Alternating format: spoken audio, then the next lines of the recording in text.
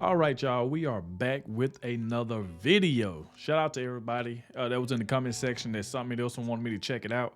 It's called Democrat Goes to Trump Rally and Realize Democrats Are Screwed. Oh my God. Just this title alone is something serious. But before we get to the video, make sure y'all hit that like button, subscribe to the channel. Shout out to everybody that's been showing support, leaving positive comments. I really, really appreciate it. Like I said, let's keep it going. Make sure you hit that like button. Really helps out a lot. And like I said, subscribe to the channel and let's see exactly what happened. So let's go. First of all, thank you for coming on. I would imagine this is the last place you ever thought you would be on. Oh, never in a million years did I think that this would happen. Right. You are a Democrat, you were a Democrat. Mm-hmm. You're an independent now, and we had an argument back and forth. It's my understanding that you are still going to be voting for a Democrat or possibly voting. You haven't changed to a Trump supporter or voter, right? Well, I really don't know. I mean, I frankly don't know who my options are in the general election. And I think that there are absolutely some pretty high profile contenders that I will not vote for under any circumstances. So we'll see. Okay. So tell the story for anybody who didn't read. Tell your story.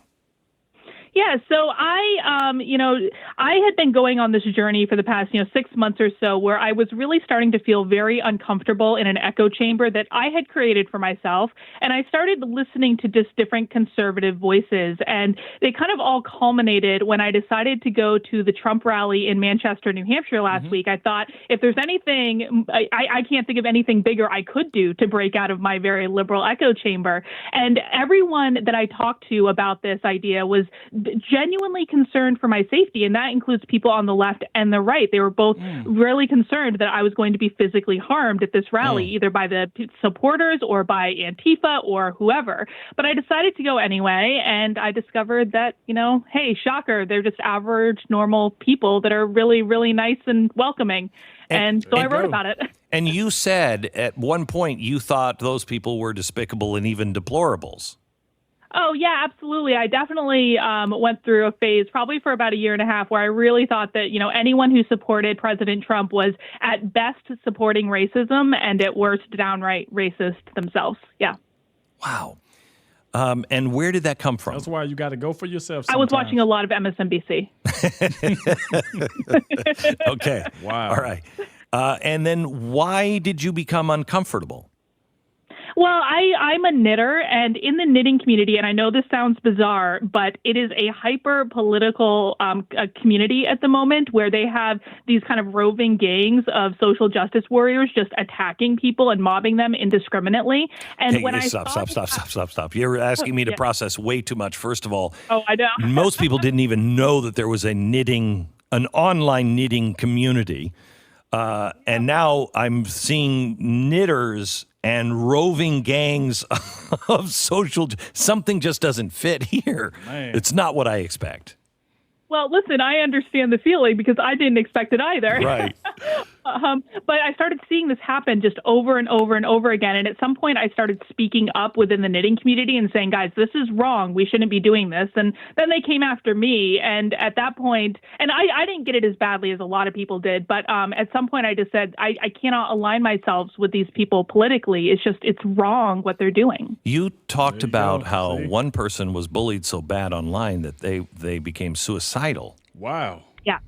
Yeah. What were the arguments about?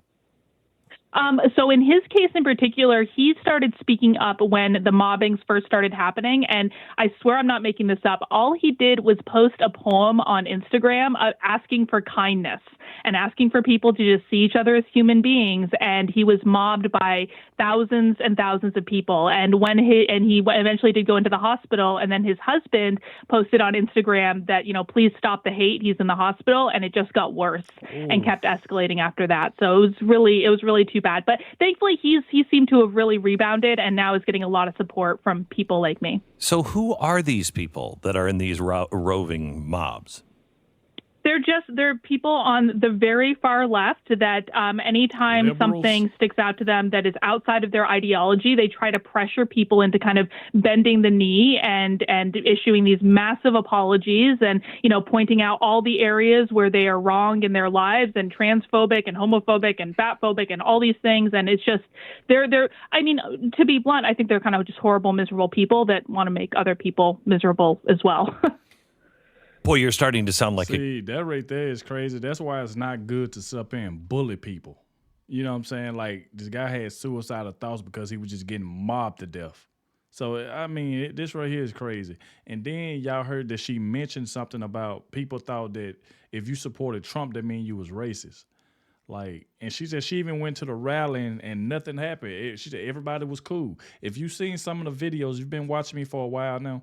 If you've seen some of the videos where I reacted to a lot of people that was at the Trump rally, the people that was on Trump's side, not the liberals, but the people that was on Trump's side, they was kind. They wasn't harassing nobody or anything. Even the guy went to the other side that didn't like Trump, that wasn't voting for Trump, and they still, you know what I'm saying, treated him with kindness and respect. So this right here, that's why I say sometimes you just have to go. You just can't listen to everybody. Sometimes you just got to go to these rallies. It could be scary. Sometimes it might not always go your way.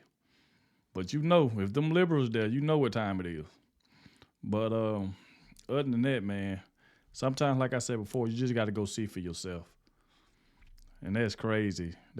She thought that if you voted for Trump, if you was on Trump's side, they mean you was a racist.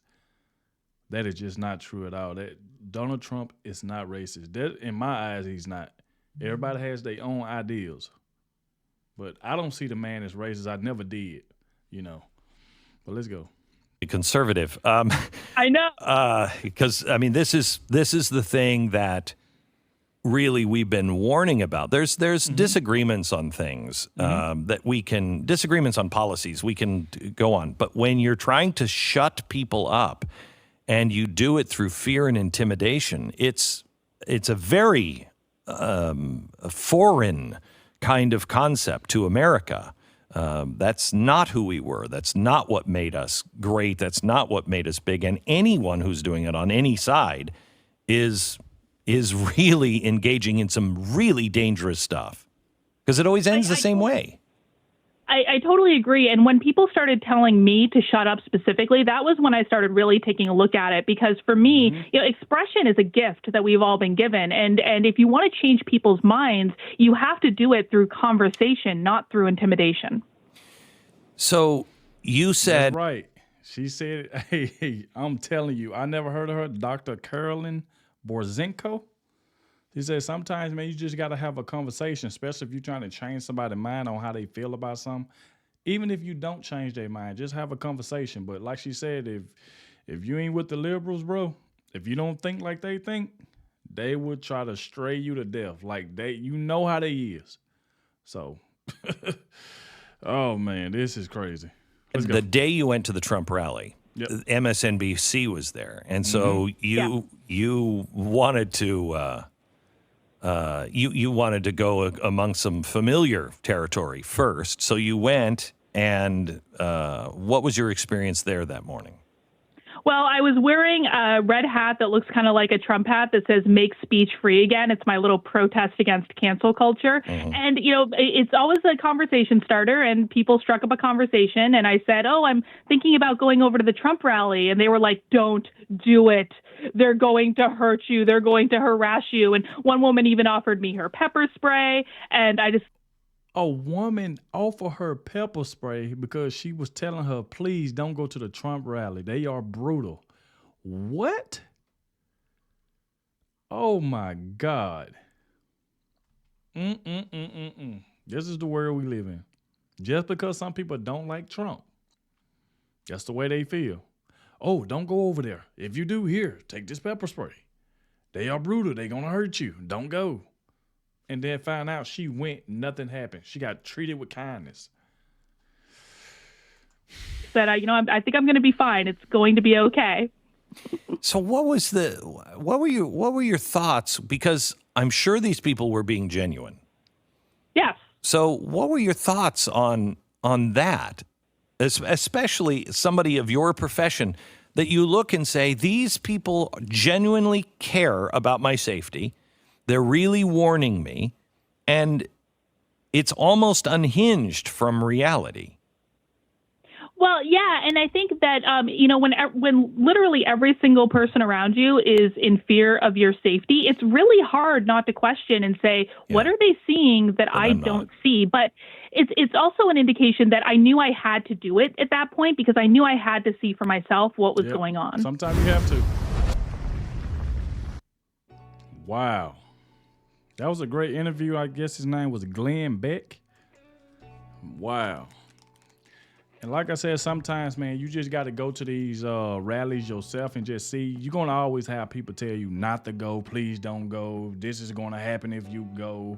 You know what I'm saying? Sometimes, if you ain't scared, sometimes you just got to go. It might just work out for you, just like it did for her. She said she went. They were trying to give her pepper spray, telling her it was going to be brutal. They was going to try to hurt you. And she went. Nothing happened. See? There we go. Look, y'all, we have made it to the end of the video. I want to thank you all for watching. Like I said, make sure you hit that like button, subscribe to the channel, and I'll catch y'all in the next one.